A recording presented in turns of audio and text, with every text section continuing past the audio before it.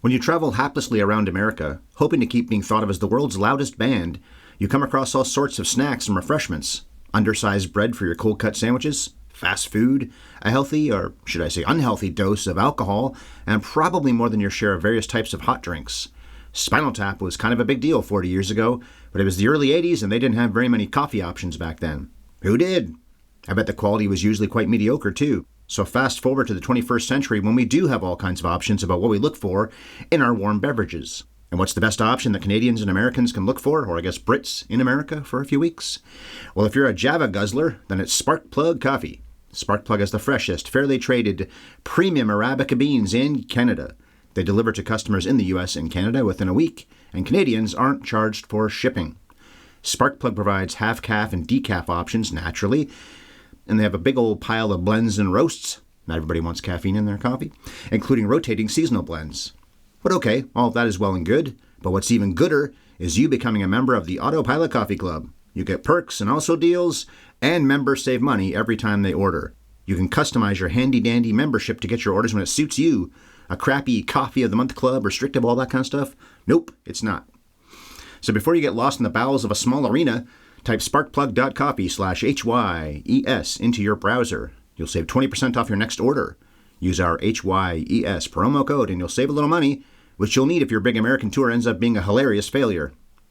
Okay, so you've got some great advice about what to drink. It's time for us to tell you about what to watch, if you haven't already seen it 8 or 10 times like we have, or at least I have.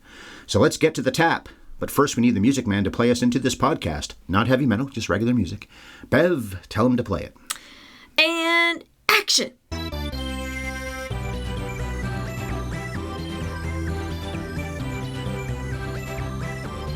Have you ever seen... This is Spinal Tap. Hey there, movie fans, and thanks a lot for downloading the 597 podcasts are on this channel now, and we're called Have You Ever Seen? We talk about classic movies every Monday, and we ladle out every spoiler we can think to ladle. I'm the bassist who has never smoked a comically big pipe, nor worn a cucumber wrapped in tinfoil in my trousers, but I won't comment about whether or not I've ever spontaneously combusted. Ryan Ellis. And here's the lady who's been on stage plenty of times and certainly had her share of shitty gigs, only those were supposed to be funny because she was a stand-up comedian, not a rock star. My wife, Bev. That's me. I really am a bassist. When we do rock band, I always play bass and do a little singing, and sometimes keyboarding lately. No big pipes, though. I guess I'm Harry Shearer, and you're the other guys. Thanks, I'm the lukewarm water. That suits me. All right, the coming attractions opinion question for This Is Spinal Tap, or I guess probably most people just call it Spinal Tap, but anyway, it is officially This Is Spinal Tap. The These Go to 11 scene is one of the funniest scenes in any movie ever, but there are 2 other lines in this movie that I think are just as funny, or almost anyway. I don't expect anyone, including Bev, to know what I think those 2 are, but I will tell you that they're both in the end credits. So what 2 lines do I love just as much, or almost as much, as These Go to 11? It has to be the... I can't even say it without laughing. What are the hours? That's one of them. And I forgot that it was supposed to be in the credits, so I thought it would be, these are none more black. But that does not happen in the credits, no. Although you were pretty tickled by that That's line. Great too. And that was one of the ones that you kept quoting. What's the other one? None more black. Such a fine line between clever and stupid. Or is it stupid and clever? I always get the order mixed up. Well, Michael McKean says in the end credits, what would you be if you didn't do this for a living? Full-time dreamer. Oh, yeah? He says it with such commitment. You quote that all the time. Full-time dreamer. That's what he'd do for a living if he didn't Most of your favorites in the movie, though, all come from Christopher Guest. Is it just me? No, it's not just you. I mean, Shearer's funny, though, too. McKean obviously is. Yeah. And then the very last line of the movie, when Chris Guest seems to seriously contemplate being a haberdasher and responds when Rob Reiner asks him if he thinks he can really do that. Could you believe that? I don't know. What are the hours? Cut. Movie's over. He's actually thinking about it. He's going to so. Can you imagine being on set when he said that, knowing that these are improv? Yeah. Reiner never laughs in this movie, but he must have laughed in plenty of outtakes. They probably had to cut because immediately everybody would have lost their minds. He's not on camera, so it would be so hard to cut out his audio because you don't have to worry about showing him. He's on camera sometimes, but not often. Okay, Lumbar Puncture was released 40 years ago by Embassy Pictures on March 2nd, 1984. Lumbar puncture, I looked it up. That's what a spinal tap is also known as. Look on Wikipedia now. It's not even Wikipedia. It's some kind of health site. The movie didn't cost much to make, and it looks like it earned about twice its budget that year. Well, not really a big success, but in any case, this is thought of as one of the cultiest of cult hits.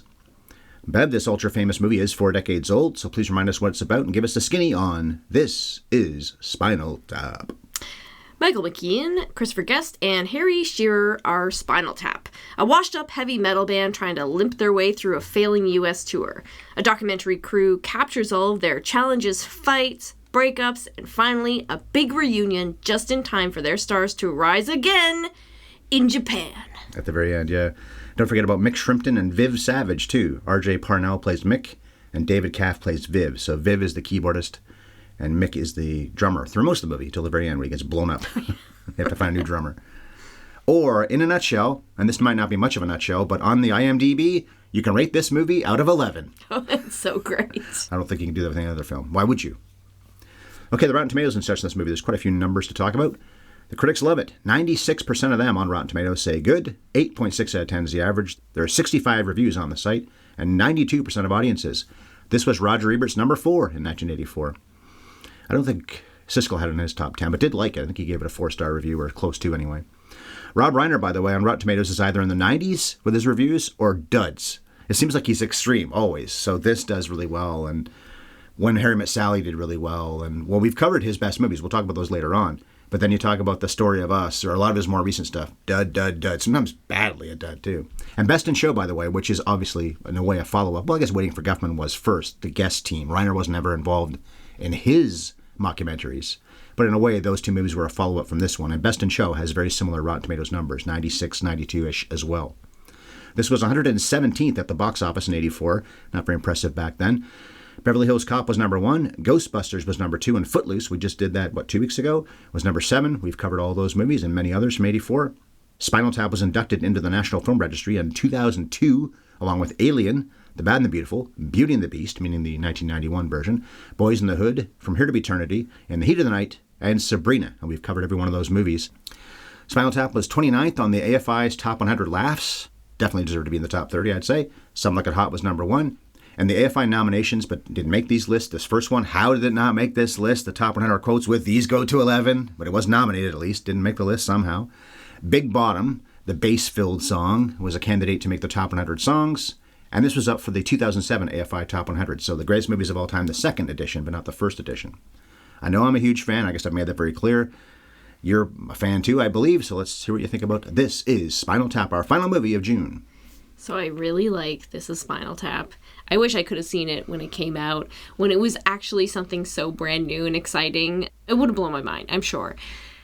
But also, when I saw it, it was under the extreme insistence of a super fan who had convinced me it was the greatest film ever put on celluloid. And it's just like a terrible way to see a comedy, especially. But I can't deny that it's hilarious, it's extremely charming and watchable and fun. But I just like Best in Show better. Oh, I love that one too. Yeah. This does have some moments where you don't laugh, actually, because some of the jokes are just fine. You're smiling, but you're not really laughing out loud. The high points are gut-busting. They can hear you on the street with especially your laugh, but maybe not mine so much. But there aren't as many as maybe some of the other comedies. Now, is the person that did that to you the same person that did that to you about The Big Lebowski? No. Oh. It was our brother-in-law, my sister's husband, Oh. Andrew. He lent me the movie. At least I watched it by myself. I didn't have him covering over my shoulder, pre-quoting or anything, ruining it that way. But there just felt like there was a lot of pressure to like it. Well, Reiner says on screen when he's playing Marty DeBurgi in the beginning that it's a rockumentary. And, of course, it became known as a mockumentary. And this wasn't the first one. I think Real Life, maybe that wasn't even the first one, the Albert Brooks movie. There's like that famous National Film Board short. I think it was from the 50s about spaghetti trees. None of these people invented the concept, and who knows how But this popularized it. Yeah. And even at that, it didn't really become that common until we got Waiting for Guffman. But then Best in Show was 4 years later. And Guest and his team don't make, or haven't been making, or didn't make mockumentaries that often. It's not like they made one every couple of years. And it would be tough, too, because you got to get all the cast members to be available. And you've also got to come up with a concept and get the funding for it. Yeah, they don't write these movies, but they have to come up with a outline for it at least, just like Curb Your Enthusiasm. You don't just go on there and just say whatever you want to. And one of the things I say... Well, they do, but you have to have a concept first and where the scene has to go, and then you say what you want to, within reason, of course, too. Well, the screenplay had scenarios, but they didn't have lines. They asked all the actors to improv based on, this is where the scene's going to start, you're at an industry party, and by the end you need to be outraged about the album or something. And one of the things that I think really makes this film work is that it really legitimately looks like a documentary. Stylistically, it's this pitch-perfect recreation. It was shot by a veteran documentary camera operator named Peter Smokler, and he apparently didn't even know what was supposed to be funny about the movie. Oh. He was just there truly treating it like a documentary. They got over 100 hours of footage, all shot on 16, which is another documentary touch. Docs, you have to shoot so much footage, and they rarely make any money, so they used to be shot on 16. It would be very rare for a documentary back then to be shot on 35. It was way too expensive. Wasn't it? Yes, it was shot on 16. And coincidentally, we just talked yesterday about how much waste has been in the world over the years, and you can't blame people for wanting to live their lives, but one of them, I just said this to you randomly, not thinking about this, how many pieces of film, how many thousands and millions of feet of film have been thrown in garbage cans because that was the take you didn't use, or that was the beginning part that you didn't use, that everyone's getting ready and then you hear action and all that kind of stuff. It must be trillions in the history of every country in the world that does this stuff. Yeah, we do digital now, but it was, 100 years of film. You're saying 100 hours for an 82-minute movie. Which is very unusual, for the record.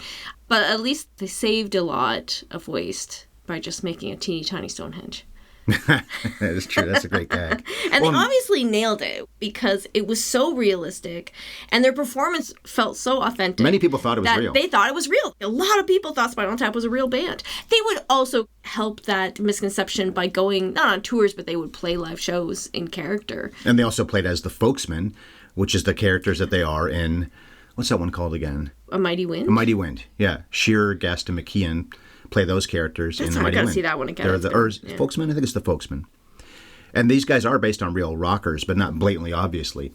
I guess the loudest band thing comes from Reiner hearing Judas Priest playing, and he couldn't take it. The bass was so overwhelming that he had to just get the hell out of there altogether. I think he was backstage. I think in a way that might be worse than if you're just out in the crowd, because where does the bass go? Especially if you're underneath them or something like that in an arena. I don't know how musicians do it. I've been at concerts where I'm in the audience, and it's overwhelmingly loud. It hurts my ears. And you're not even a metal fan, which I think would be worse for the whole thing. No, but it doesn't have to be a metal concert. Smaller venues sometimes can feel worse because you're just in this enclosed room. If they turn it up a little bit too loud, there's no escaping it. Doesn't have to be metal, but at the same point, I think overall it is a louder type of music than everything else is, just by its very nature. And by the way, Andrew is not a metalhead exactly, but he's a big metal fan. So that's one reason why he was such a fan of this movie, or I guess still is.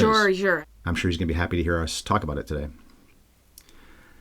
One of your favorite moments in the movie is not a line, though, and a lot of people love this moment, I do too, and it's Rob Reiner in the opening when he's talking about how he made commercials, but he can't get comfortable. He folds his arms. He tries and fails to fold his arms, and he's so committed to it, and then I think it's because he's wearing that lens around his neck, and it's making it awkward or something, but maybe we lost something when Rob Reiner gave up acting. I mean, what's the last thing we saw Rob Reiner in was Wolf of Wall Street, and he's amazing in it. He was great in that. He was great in his small role in Sleepless in Seattle. I thought he and Hanks had great chemistry, even though they're really not on the screen that much together in that film. Yeah, he's not on screen much in this one, but you do hear him. He was going to be one of the guys in the band, but then they thought, Rob, unfortunately, does not look very good in spandex. The other three guys I don't think are necessarily all that sexy, but they look all right in spandex. That certainly makes sense on them, but not on the overweight guy. But he started off as an actor. He was in All in the Family. And I did see that Norman Lear helped finance this movie. Like, he helped get this made. Norman Lear was the creator of All in the Family. And it's Reiner's debut. So he went to an old friend to help him get this made at all.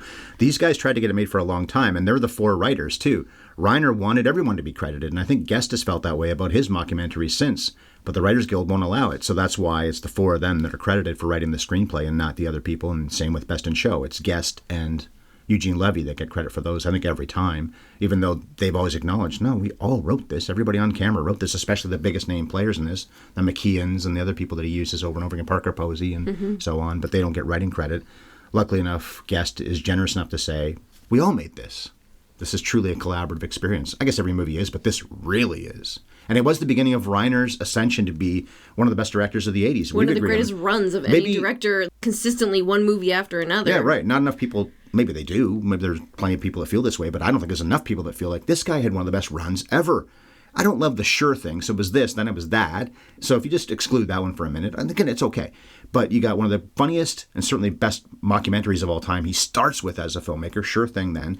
Stand By Me, one of the great kids' movies of all time. Pretty funny as well. Good story. Excellent performances by those 4 kids. The Princess Bride, everything that movie is. Yeah. Funny, love story, great performances, exciting. Guest is in that, of course, as the bad guy. When Harry Met Sally, Crystal and Meg Reiner so great together. Misery was the year after that.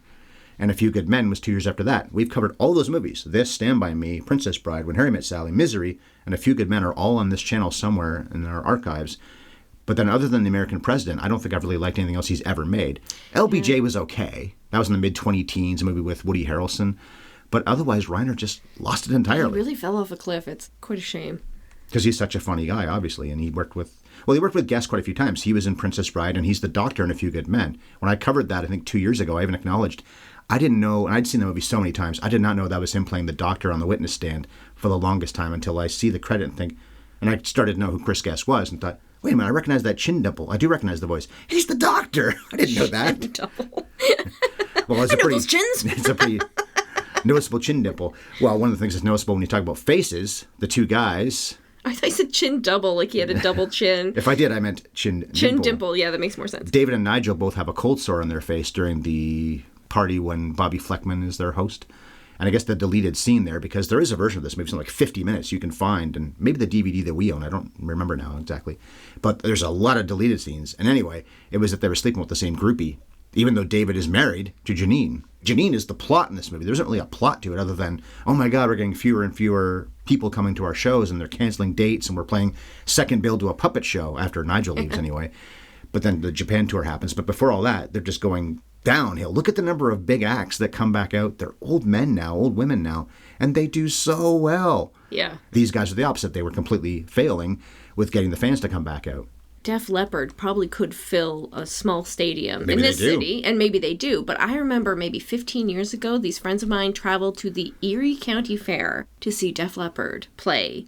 It was a small stage at a small fair. It was not that big of a deal. Or we've seen plenty of these big acts play in the Toronto version of this, Casino-Rama. There's this casino that has all these nostalgia acts, and the tickets are cheap. They're just basically trying to get you to go to the casino. Yeah. And you go see these acts that you would think maybe could have a bigger pull, but then sometimes they come back around like Def Leppard did. It's hard to gauge when the crests and valleys are going to come in these people's careers, and there's a total possibility that Spinal Tap could have a kind of second breath to their career when everybody becomes older and wants to revisit their youth. Or they can keep going to Japan. Well, they got that, don't they? Cash cow runs dry. Because they sold out, apparently, at the end of the movie. Big in Japan, right? It's a joke, but I think actually a lot of bands do that too. They become bigger in Europe or just some other part of the world. Look at that documentary, Searching for Sugar Man, all about how an artist who had a brief career in the States was massive in South Africa. And apparently he was quite big in Australia or something too, but sometimes that's just where it hits. Wasn't that movie also a lie in the end? Yeah, it was a lie. But that concept is true. But it's still true that while his career flailed in the States, he was huge elsewhere. Hasselhoff, for example, was always big in Germany. Great example. He was big here. You can mock him all you want to, but he was a big star with Baywatch and Knight Rider. But he was probably even bigger in Germany for whatever reason. Jerry Lewis apparently was huge in France. He was big here in his prime back in the 50s and 60s, but he was huge in France. And I think that there are so many musicians that would simply be happy to make a living as a musician, that love playing enough, love touring enough. That would actually be a great life. If you've been a huge stadium filler, then I can see how that would be a big step down. But there is something to just saying, hey, you can make a living as a touring musician. Congratulations. It doesn't matter if you can only do it in Japan or you can only do it at the Erie County Fair. Are you paying your bills and you just get to keep being a rock star for the rest of your life and this was your dream? You did it. Because most bands don't stay together for very long anyway. This band, in a way, doesn't because, first of all, they evolved from the 60s. Listen to the flower. Was that going in the Flower People song? So that's the two guys, because it is obviously a Beatles-esque type of thing. They knew each other as young kids, and they started the band. David and Nigel did. And Derek's been a part of it for a while, and I think Viv has too, but they talk about how many drummers they've had over the years. We see Ed Begley. He was their first drummer when they were the Flower People thing. No, it wasn't the Flower People. That was the second thing they did? That's the second thing that's in the 60s. There's the 50s version of the band where they're this wholesome... Oh, I guess Beatles-esque, right? Because they were wholesome as well. Right, yeah. Okay, yeah, Begley was their first drummer, and he dies. The next guy choked to death on his own vomit. That's a great gag, too. No, he chokes on someone else's vomit. That's what I was about to say. great. Misspoke there. I love that Derek Smalls talks about that. He choked to death on vomit. It wasn't his own vomit. It was someone else's vomit. How disgusting a thought is that? But anyway, speaking of Begley, apart from the main stars, and they're all terrific in these roles, you've got so many people, and they weren't really big names yet. I don't think any of them were anyway, who are in this movie sometimes for a matter of a few seconds. Begley, I didn't recognize him the first few times I saw the movie. I didn't really know who he was anyway, but he isn't necessarily the most obvious playing the drums in that one scene. I think it's in black and white, too. But you've got Dana Carvey and Billy Crystal playing those mimes. Now, Crystal was probably known for Soap and stuff like that in his stand-up career, but I didn't know him when I first saw this movie. Well, maybe I did by then. Then, of course, he goes on to be the star of When Harry Met Sally for As Reiner. well as Bruno Kirby, who's the limo driver. Yeah, he's billed at the end as and Bruno Kirby. Huh. And yet he's barely in the movie. We see him, I think it's just that one scene, talking about the Rat Pack, and then they close the window on him and they don't want to hear him talking anymore. I think I the bet deleted there's a version... million limo drivers in New York just like that. That they think they're part of the group in a way. Not literally part of the rock band, but I'm part of the team here. I could just talk to you guys like we're all friends. That character came back in A Star is Born. Andrew Dice Clay. He's kind of playing that limo driver, isn't he? It's almost exactly the same. He is a limo driver. And yeah. His daughter is... And he is exactly the kind of guy that you're like, oh, this guy would never shut up if I was stuck in a limo with him. So it's Kirby, Crystal, Carvey, Begley, Howard Hessman, who was coming off of WKRP, is briefly in this movie. Paul Schaefer has a scene where he's Artie Fufkin. He's blaming himself for their gig not going well at one point when they really start to fall off a cliff. Angelica Houston is the one who does present the 18-inch Stonehenge model. And she was certainly known by that point, but I didn't even recognize her. I know it's her. And at the same point, if I'd forgotten, I would not have recognized it was her voice. I would never have recognized her except for her voice. She really evolved when she started doing movies in the late... Well, I guess, what was it? 85 is when she won the Oscar for Prizzi's Honor, which was only a year after this.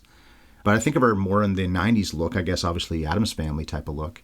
Anyway. Yeah. Goth look, that bold... Which she doesn't have in this. Yeah. And then Fred Willard has a fairly substantial role when he's the Lieutenant Hookstratton guy when they go to the Air Force Base. And he was in so many of the... or has been. I guess we can't say they'll never make another mockumentary, the guest Levy team, but I don't think they have in quite a long time. He's always in them, though. He steals Best in Show, which we covered a long time ago. And he's pretty funny in... Is it A Mighty Wind? What happened? When I saw that in the theater, there were two guys behind me that... They weren't even annoying. They kept on doing that through the movie. What happened? He's like the master of making one little character and just committing to it so hard. But like you said, steals every scene. He's so... Was. Rest in peace. I maintain he should have been nominated for Best in Show as supporting actor. One of the best, not cameos, but small roles anyone ever did. And I don't think he even saw any of the dogs. It was all shot after the fact. The scenes he did with Jim Pittick, I think is his name. So funny, though. Now, what about the music? It's not our style, although I don't have a problem with metal. There's some metal songs I like quite a bit. Big Bottom, the song that was nominated for the AFI's Top 100 Songs list, is all about bass. They're all playing bass guitars. Our subwoofer, well, we don't really have a subwoofer anymore. It's all about butts, Brian. Come on, be real. What? It's all about butts. Yeah, obviously it's a play on butts. I think it said buzz. We don't really have a subwoofer. It's down in the basement now. We don't watch movies there anymore. And even our subwoofer wouldn't really truly give us the, oh my God, I feel that in my gut. But apparently if you have a great system and you listen to this movie or watch this movie and listen to that part of it, you really do feel the bass, and as you should in that song. Which I guess is part of what Rob Reiner experienced when he went to see Judas Priest and other bands and think, I can't take this anymore. It's too painful physically. But they do have a lot of good songs. Of course, Smell the Glove is the album cover.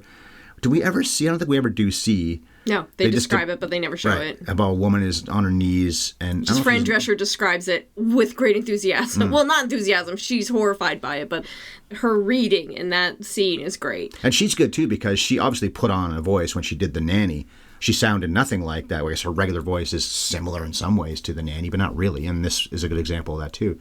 She's got quite a few scenes, actually, early on as their, press agent or whatever you call it over here. But yeah, then the album becomes, rather than what they want with that controversial image of the woman smelling a glove, ends up becoming all black. I guess there's nothing even on the back of it. When they flip it over, it's not like it says, here's our 10 songs, and there's liner notes and stuff like that, or liner notes are on the inside. Anyway, all the other stuff you see in the back of an album, the whole thing is black. You know, it's a joke in the movie, but Metallica did exactly this with their Black album. They admitted that it was an homage to This Is Spinal Tap. It's not a completely black cover. If you look closely to that cover, you can see that the Metallica logo is in very dark gray. Turn it a certain way. Yeah. You have to look closely, though. It just looks like a black album. And I think that is the best-selling album they ever made. I think the back of it, you do get the songs and everything. Sure. But everything. It certainly didn't hurt the sales of that album. No, of course not. And that's a great album, too. But what about Janine coming on the picture? So June Chadwick, when she shows up, that's when we finally have a She's plot. like the Yoko of the group. She comes in, she has so much to say about how they're running it. I love how the way he dresses changes immediately once she arrives. David? Yeah, because she has this weird sideshow fortune teller style about her, and he starts dressing a little more like her and a little more preppy. He doesn't dress metal like the other two guys do. He doesn't seem to fit into that style in general. He seems to align more with her sartorially than with his band members. And she's great conflict. I wouldn't say her performance is very funny. No, she's not funny at all. No, she's there to create... She's the straight man. Yeah. Well, except she's not straight. Like, she's kind of a ridiculous character, but I wouldn't say she's funny. Guess because he's playing seething rage about her isn't that funny in the second half of the movie compared to the first half. Well, maybe that's where it starts to drag a little bit for me. For a movie that's 80 minutes, I wouldn't say that it exactly flies by. And I think there is a lull in the middle where the conflict takes over and the comedy takes a backseat. I don't really love that storyline. I don't find it that interesting. And I think it drags a little. When Ian quits, too, and he's so angry when he does, I don't remember that being a funny scene. It felt real. David wants Janine to be a co-manager. Ian won't accept that, so he quits. But then they've got this problem of the woman that Nigel already doesn't like being in charge of them. That's bad. He doesn't quit right then. She's also incompetent. That becomes She's not very qualified clear very fast, yeah. But then it's not that Nigel quits right then and there. He does quit at the Air Force Base when they hear the planes going overhead and some kind of PA thing going off. And he's thinking, we're playing music right now. I'm not doing this anymore, until he comes back when he found out, they didn't find out, about the Japan thing. They can go to Japan and be big. But I like the moment, too, because here's another movie. There have been so many movies we've covered over the years. There have been so many movies made over the years where the love story isn't literally homosexual. These guys probably don't love each other that way. But it's a love triangle, and the two guys are the ones who are actually in love with each other. Because when Nigel comes back and tells them about the Japan tour, he doesn't rejoin the band right then and there. It's more that he's watching from the sidelines, and you see David gesture with his head, and then, I'm back, just like that. It's a very nice scene, actually. It is. They're making up, and the love is back on. In fact, what happens next, I will play off this notion. I say it's not actually literally homosexual, but then maybe they've been in three ways before with groupies and such. I don't think with Janine. But what happens next in Spinal Tap? Well, first of all, Spinal Tap 2 is supposedly in production right now. And they're going to play off the modern bands. And then older people, like I think Elton John might be in it as well. But I think they're supposed to try to get some of the new current stars to be in that. So then these guys are really old. They've got to be in their 70s, I guess. The actors, I think, all are. I think Shearer might be 80. So anyway, that's actually truly supposed to be happening. They're actually in production right now. But as for Aojoki, what happens next? I think Nigel, David, and Janine end up in bed together, only she gets jealous when the guys spend too much time together and ignore her. After all, this is yet another example of a movie not literally about gay love, but that is a very strong subtext. Well, speaking on the upcoming sequel, my what happens next is I would love to see a version of This Is Spinal Tap where, just like they went from that clean cut to the hippy dippy to the metal, I feel like they need to have had a Britpop phase and a grunge phase and then an electronic dance music phase and a hip hop phase. And they'll probably be in the sequel. Yeah, hopefully trying to match whatever's popular now, because that's part of the joke, that they're just chameleons going with the flow. I read some good trivia about this, actually, talking about their evolution as it was. Of course, these three guys are Americans putting on fake accents, and I think relatively convincingly. You can understand why people would think these are three Englishmen. Now, Michael McKean had been in Laverne and Shirley, but then maybe people didn't recognize him. It's not like that was it was a popular show, but he has a wig on and everything. And I don't know that Shearer or Guest were well enough known to have been recognized by people. So I can see why they think it's a real band. But I guess somebody pointed out, I never noticed this before, that they use expressions that Americans use. Elevator versus lift, and a few other words that the Brits use. Because the guys didn't think of this, I guess, especially in 83 with a small budget and everything making this movie, they don't realize or didn't think of it. Or maybe the point's supposed to be... Your brain's already working 100 miles an hour. Or maybe the point's supposed to be that these three guys in the story, forget the actual actors, these three guys are pretending to be British. So they can fit in with that British scene. And they're missaying words like elevator lift because they didn't think of that. I don't know. Was the metal scene overwhelmingly British? There are more British bands than... I didn't realize some of these bands were British. Like, what was it? Zeppelin is, and I think Judas Priest might be too. Judas Priest is, yeah. Zeppelin's not metal, but there's so many bands I didn't realize were English until you hear them speak. When they sing, I don't usually hear it. I don't hear Mel Gibson's accent very often until he's doing interviews. Hulk Hogan sounds so different when he does interviews versus when he's, oh, you know something, brother? People put on voices when they do these characters, if you will. Even if they're just being themselves as rock stars, in some ways, they're not just being themselves as rock stars. They're putting on a character. I think of the great metal bands, though. Motley Crue, it's Alice Cooper, it's Black Sabbath. Oh, Black Sabbath is British. There you go. Take it back, yeah. There you go. Ozzy Osbourne, yeah. I mentioned that Big Bottom was nominated for the top 100 songs, but I'm surprised Hellhole wasn't. I like that one a lot, too. And then because of the Stonehenge thing, you would think that whatever that song is called, that would be up for the list. I don't know what that song even was. I didn't write down. That's not Sex Farm, is it? That's the one that gets to be big in Japan, Sex Farm.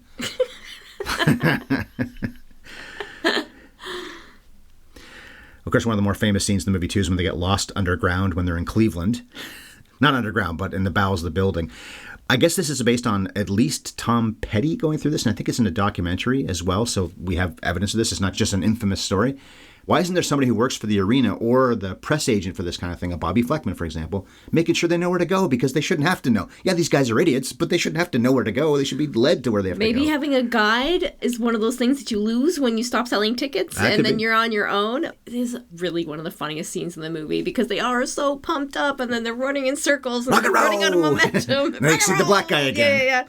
A lot of musicians have said, even if it wasn't specifically based on them, they're like, that's actually a pretty relatable experience getting lost backstage. It happens to a lot of them. Yeah. If you're interested at all, you got to go to the Wikipedia page for this movie and read the reactions from musicians section. Oh my God. It seems like every musician had one of two reactions. They either saw themselves completely and thought it was hysterical, or they were like, hey, that's not funny.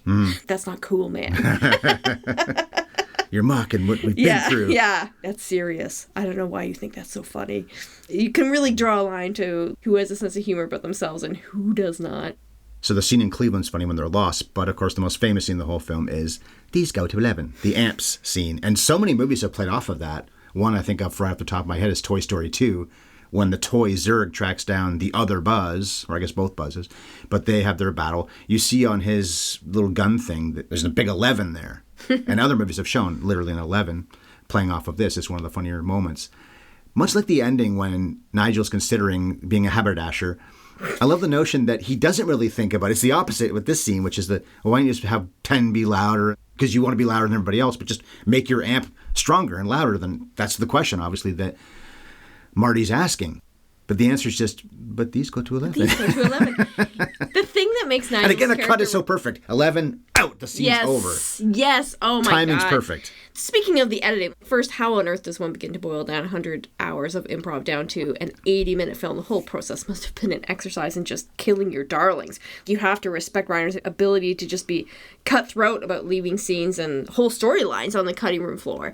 But there's also this perfect comic timing in the edit. A big part of what makes a film work is they just always end each scene on the perfect button and move at a pace that has you getting the joke just as the next scene is starting. Mm-hmm. Was this an innovation in 1982? It feels like a modern comic device to me. Well, it came out in 84, but if you mean 82... Oh, sorry, 84. They were shooting in 83 and probably conceived it. Well, they conceived it long before, actually. But can you think of movies that came before this that had that sensibility, that exact kind of timing?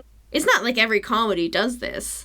I'm not saying they invented it. It might be a Monty Python thing to just end on the funniest joke and move on to the next thing. You know what's funny about this? I think I talked about this when we did The Graduate all those years ago, that I never loved the way that movie was edited. And some of the scenes in that are the same, where the joke happens and they cut hard and they go to some other scene. And I felt like, need to let that breathe a little bit more in that case. In this case, the hard cuts make it work so much better.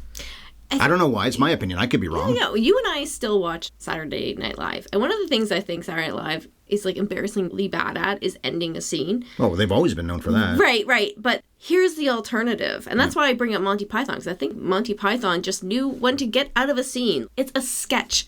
We don't need a beginning, middle, end. We just need to get to the punchline and then move on to the next funny thing.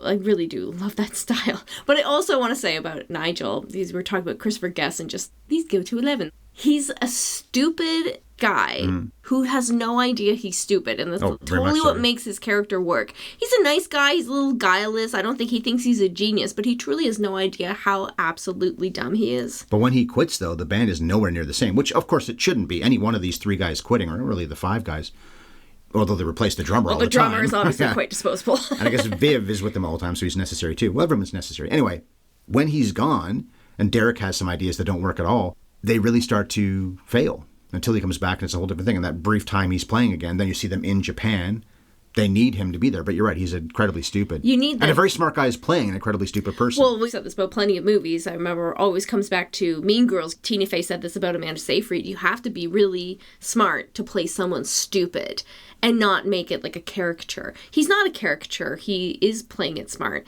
Or I should say, a smart man is playing it dumb. There you go, yeah. And maybe you need that kind of guileless, idiotic confidence to make a band like this work. It's a fine line between clever and stupid. Yes, there it is. But let's not undersell, because obviously Guest and McKean are the two main stars. It's a three-hander, four-hander with Reiner in a way, but Guest and McKean are the main people. And if it was a band in reality, the bassist would take a backseat anyway. But it's not like Shearer doesn't have some great moments. The lukewarm water comment is a great one. There's fire and ice, and I guess I'm lukewarm water. Trapped in the pod. And I was about to bring that up. When he gets trapped in the pod, the roadie hammering on is a great touch, because you see the other two guys look over. Why isn't he out of the pod? We got out of the pod. Oh, he's trapped in there. And you hear bang, bang, bang. And he's doing other things to it. Finally, when the song is over and the other two guys go back into their pods, that's when Derek's finally opens. He gets out, tries to go back into it, but only gets his arm caught in there. But raises the other arm. Yay! So let's not underestimate Shearer. The other thing, of course, is the cucumber at the gate. Yes. Why he's wearing that just around, because obviously the other two guys told him when you're on stage, enhance your crotch with a cucumber. I don't know what the tinfoil is there in the first place. But keep it fresh. Well, maybe that's it. And of course, to make it beep in the metal detector. That's the real reason. Yeah. But that is a good gag, too. And as I recall, that also is one of those where when he throws it onto the counter, you hear the other two guys snickering. Scene's over. Cut. Yeah. Because you've made your joke and get the hell out of there. When Nigel does come back, the other guys are playing, I guess it's just called Tonight I'm Gonna Rock It. Tonight I'm Gonna Rock It. Tonight I'm Gonna Rock It Tonight. Another song I like more than Big Bottom. Big Bottom is good, but Hellhole and that one I like even more. And then, of course, we have the end credits with all their good gags. Viv Savage, have a good time all the time with his crazy teeth. He's not that funny, but he's a little bit weird and scary in a way. But the other guys get their gags. We've talked about those with the full-time dreamer and I don't know what the hours. One thing I also thought about in the comparison with this, in some ways, is Almost Famous. Another movie we've covered in the past. That's a comedy, but it doesn't mock those guys the way this is mocking these guys. So we know that people thought this was a real band, and then real bands, maybe they thought it was real too.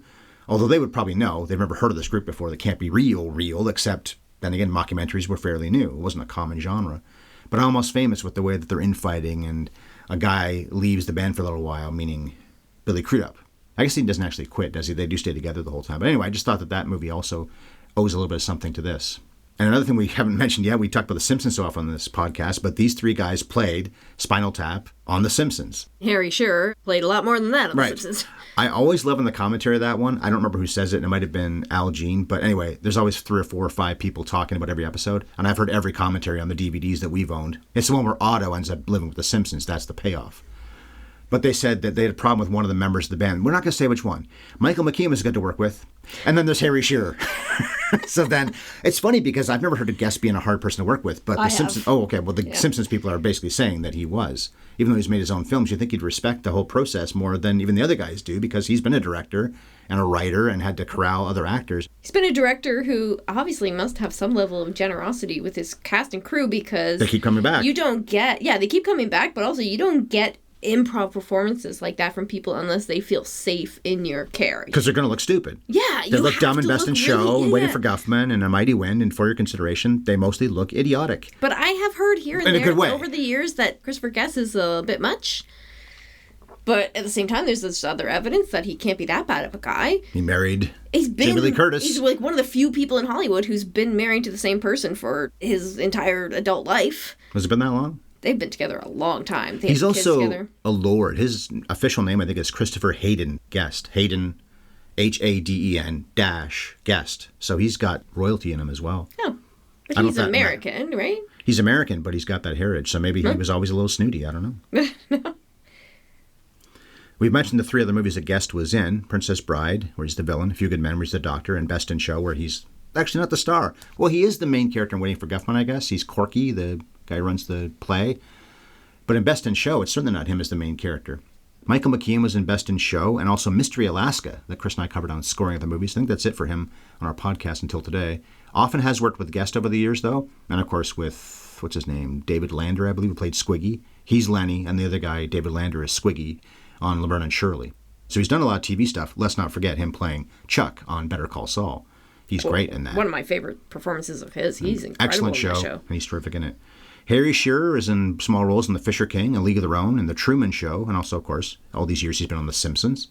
We talked about Rob Reiner's director credits, but he was so excellent in Sleepless in Seattle and Wolf of Wall Street as just an actor. Tony Hendra does play Ian Faith, their manager. Apparently, the real guy, Tony Hendra, not Ian Faith, was suicidal before this, but then found a reason to live by making this movie. And it was his debut, too. He was only in 4 other movies, though. Did some TV, but that was it, just 4 other movies. He tells a really beautiful story about it. I think it was on This American Life. This movie pulled him out of this really dangerously low place in his life. Okay, good. June Chadwick, who plays Janine, did a lot of TV, including the miniseries V, but her credits aren't really all that extensive. Nothing big name, at least, beyond that. But then those cameos, people like Billy Crystal, one of the biggest names in the history of Hollywood or anything else, in a tiny role in this. Angelica Houston's a big name who's got a small role in this. But at the time, they were not that well known. Rob Reiner did Stand By Me, The Princess Bride, When Harry Met Sally, Misery, and A Few Good Men. We've covered all those.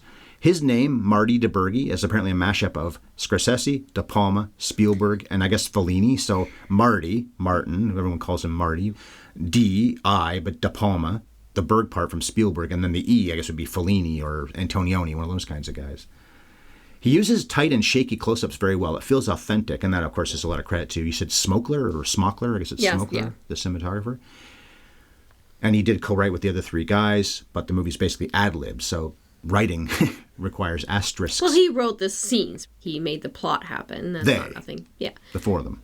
No, he wrote the scenarios and they acted it. Were they part of making the actual story? Well, they're all credited as writers, all 4 of them. Because they're writing the dialogue by improving it. That was my assumption. What's funny, though, too, is that Reiner doesn't really write that much of his own movies. He's written some of them over the years, but mostly he doesn't write his own movies. But here in his debut, he did. Everyone says the final draft of your script gets made in the edit suite. Oh, well, this movie, perfect example. 100 hours of footage, a lot of the screenwriting would have happened in the edit suite. All the mockumentaries, that would be true about. Yeah. Karen Murphy was the producer. This was her debut, making movies, at least producing them. She worked on Best in Show and did many other Christopher Guest mockumentaries. The movie's apparently 170-1, although it did fill our TV screen. And we watched our not-so-great-looking DVD, and it's not so great-looking because it was shot in 16, and it is a DVD. I couldn't find it anywhere for streaming. You talk about Smokler shooting it, and even though he maybe didn't know this was a comedy so much, he mostly worked in comedies from what I saw, and did a lot of TV shows. The 2 editors who are credited, I'm sure there's probably a lot of other people that worked on this as cutters, but Kent Beda and Kim Secrist, I don't know if I said those names right. Beda mostly worked on comedies, and Secrist was mostly a sound editor who got editing credit on this film. And as for the music, there's no composer per se because the actors really played the music. And I guess Guest was really worked up in post-production about making sure that their fingering looked right on the guitars. Did they play their own instruments? They did. Oh, well, I'm impressed. And I think they did in the Folksman stuff they've done in A Mighty Wind and whatnot, or when they actually play music and tour around. I'm not that surprised. A lot of people who act can do other things. Look at Steve Martin, one of the greatest banjoists in the world, but also a great stand-up comic and a great actor. Well, look at the number of actors that have been singers, whether you think they're good at it or not. They actually have been paid to do it. Russell Crowe, Keanu Reeves is a bassist. Kevin Bacon with his brother has a band. Johnny Depp has played guitar in bands. Our last movie of June, we called it The Month of Joy. And the last 2 movies, especially this month, were truly funny. Footloose and Reality Bites have their moments with their comedy. Not that Footloose is a comedy anyway, but American Fiction, a dramedy, but definitely very funny a lot of the time. And this is a movie that's trying to be funny all the time. It isn't all the time, but the highs are some of the highest highs of all time. Go ahead, your last thoughts. Well, I just have to add that this is like a foundational text of comedy cinema. It really did do something brand new. I know we credit Real Life by Albert Brooks as being the first mockumentary, but it doesn't have the same tone and style that this one does, where it really pulls off the mockumentary style. Credit where credit is due for doing something brand new and making it so amazing that people still crack up about it and quote it 40 plus years later. Yeah, and you prefer Best in Show, and I don't know if I quite prefer it, but it's very close. But apart from those 2, what else comes close to this as being some of the funniest mockumentaries of all time? Or even like the funniest movies that are mostly improv'd. Yeah. It's easier said than done. Every one of Guest's mockumentaries are fun, and I would watch any of them right now. But the best one for sure, the ones he made as the director and not with Reiner and these other guys, was Best in Show. And I just have to quickly say, I think that one of Reiner's best abilities is an ability to be cutthroat and decisive in the edit suite, because most of his movies are very short. And in this era, they were. Yes, in this era. Stand By Me is not even an hour and a half long. Yeah, exactly. And same with When Harry Met Sally, I think is under 90 minutes as well, isn't it? Sure, things around that long. There's something to be said for just taking the very best trusting that the audience is going to figure out where the story is going. This is something Judd Apatow has never been able to do with his improv style. Not to slag on his movies, because I enjoy them too, but no comedy should be that close or over 2 hours. Yeah.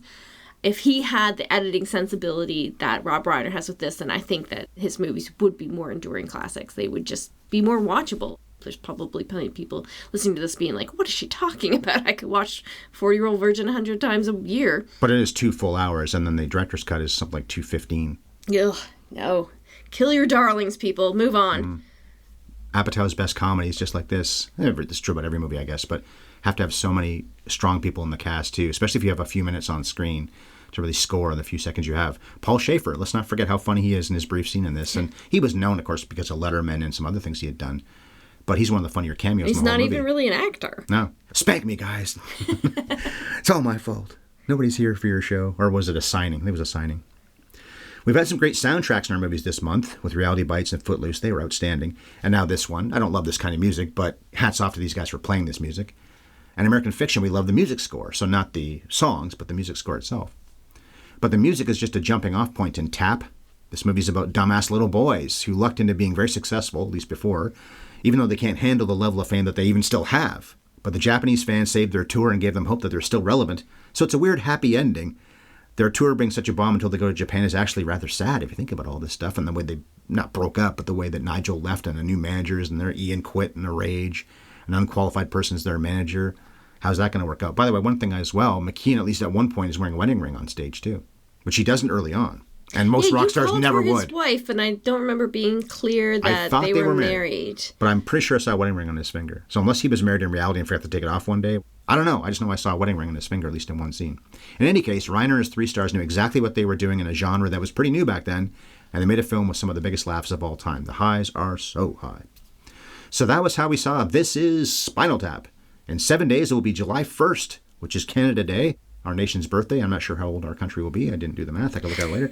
People like top 10 or even just top 5 lists, and they seem to love listicles in particular. When we do one, they tend to do pretty well. So we'll do one of those on July 1st. We'll be talking about some of cinema's greatest directors and their most underrated films. 10 directors, the films we think are the most underrated. 10 lauded directors, let's put it that way. There you go. Yeah, nobody's an unknown. Although I've got one guy I bet you've never even heard of before. I totally believe you. Your film knowledge is pretty outstanding. People should know. Better than mine. We'll also address a few emails and other messages at the end of the episode. We've had a few messages I've never responded to in the Gmail. I should have. Well, we'll do that on the podcast on July 1st.